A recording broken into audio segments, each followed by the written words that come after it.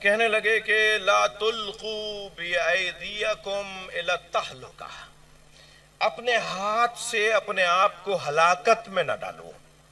اللہ نے کہا ہے کہ اپنے ہاتھ سے اپنے آپ کو ہلاکت میں نہ ڈالو۔ جب تم سینے پہ ہاتھ مارتے ہو، جب تم ماتم کرتے ہو، جب تم مجمع میں جاتے ہو تو تم کہیں نقصان اٹھا سکتے ہو۔ تو قرآن کہہ رہا ہے کہ اپنے آپ کو اپنے ہاتھوں سے ہلاکت میں نہ ڈالو۔ تو بھئی یہ سارا خرچہ، یہ سارا عزاداری، جلوس، خطرے میں پڑنا، اپنے آپ کو کیوں خطرے میں ڈال رہے ہو؟ قرآن تو روک رہا ہے۔ توجہ، کچھ عرصے پہلے ایک میڈیکل یونیورسٹی میں تھا، نام نہیں لیتا کیونکہ آپ کا ذہن بھی وہاں چلا جائے گا۔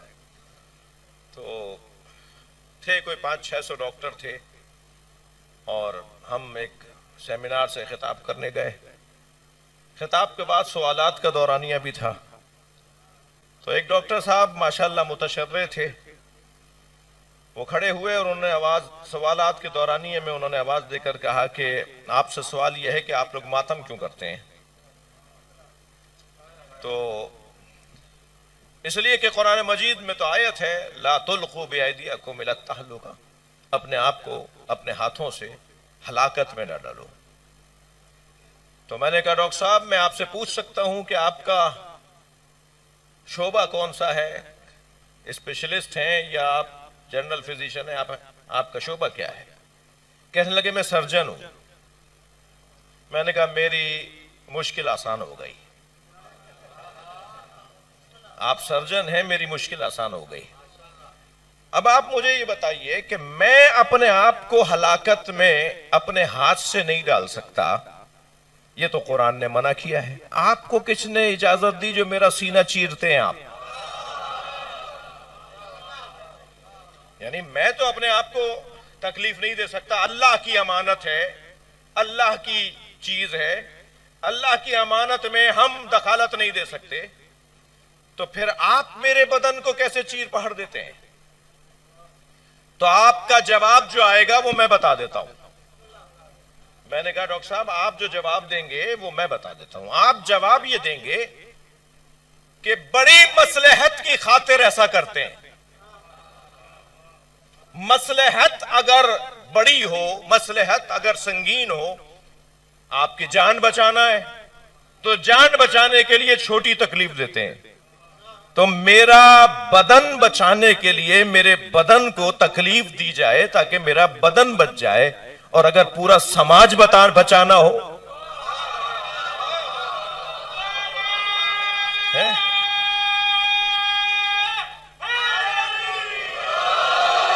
اگر پورا ماحول بچانا ہو، پورا عالم اسلام بچانا ہو، سارے مسلمانوں کو حسین تک لانا ہو، حسین تک لانا میرٹ تک پہنچانا ہے۔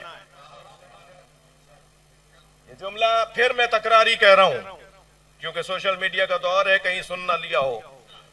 ہر جگہ ایک ہی آواز ہے کہ میرٹ پہ تقرریاں ہونی چاہیے، میرٹ پہ داخلے ہونے چاہیے، میرٹ پہ پارٹی ٹکٹس ہونے چاہیے، میرٹ پہ تبادلے ہونے چاہیے۔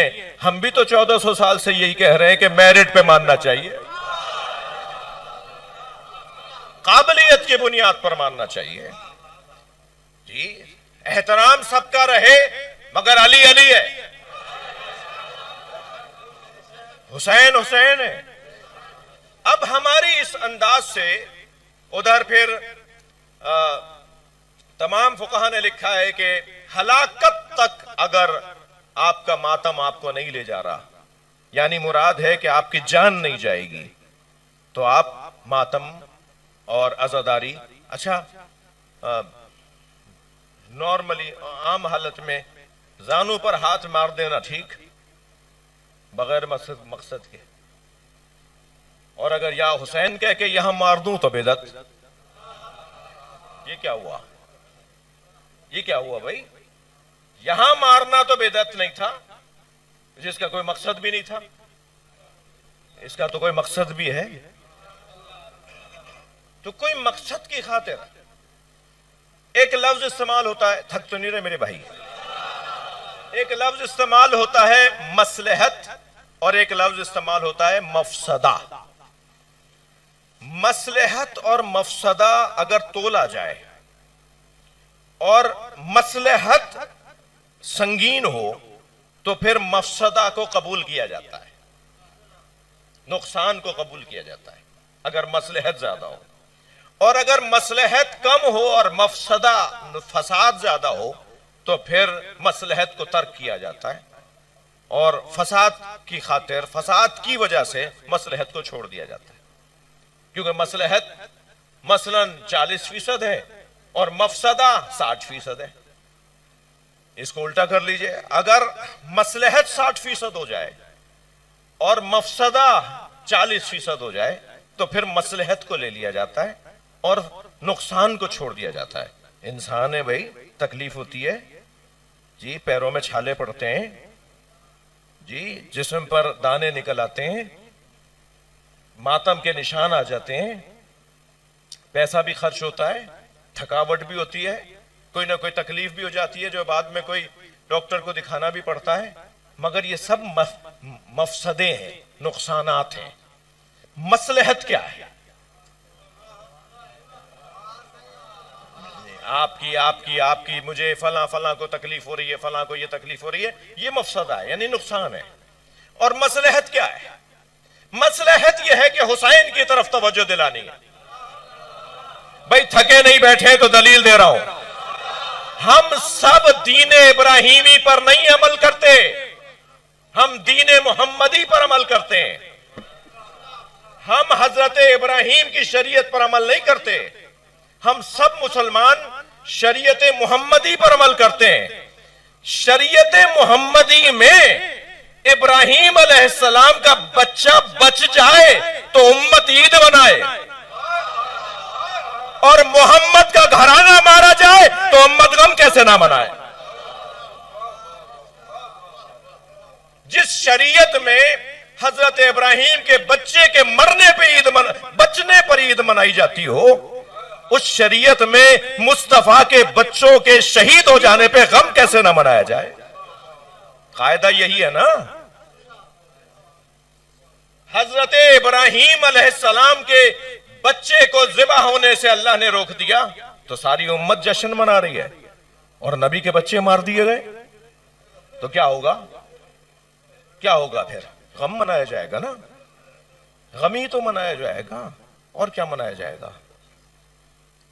قیاس اولویت کی بنیاد پر اگر کہا جا رہا ہے ماں باپ کو اوف نہ کرو تو مارنا تو بڑا گناہ ہے نا جی. ماں باپ کو اوف نہ کہو تو ماں باپ کو مارنا تو بڑا گناہ ہوگا نا. اوف کہنا جب جائز نہیں ہے تو مارنا کیسے جائز ہے؟ اس کے بارے میں تو بات ہی نہیں ہوگی نا پھر، کہ مارنے پر کوئی بات آئی، کوئی آیت آئی، کہاں آیت آئی اوف پر آئی ہے، مارنے پر نہیں آئی. ارے بھائی مارنے پر جب حرام، مارنا اوف کہنا جب حرام کہہ دیا گیا تو مارنا تو بدرجہ اولا حرام ہے. ایک بچہ بچ جائے تو امت جشن منائے، اور یہاں 18 بچے ذبح ہو جائیں تو کیا کرنا ہے؟ خوشی منانی ہے. قاعدہ تو یہی ہے نا کہ غم منانا ہے. اجرکم اللہ. عزیزو، الحمدللہ میرے بھائی محمد علی انجینئر نے، مولانا اسحاق مدنی نے، مولانا طارق جمیل نے اپنے جو ان کو سنتے ہیں، ان کی بات پر عمل کرتے ہیں، انہیں اس الجھن سے نکالا ہے. جو چیز بدعت کہہ کر یاد کی جاتی تھی اب الحمدللہ سنت کہہ کر یاد کی جاتی ہے.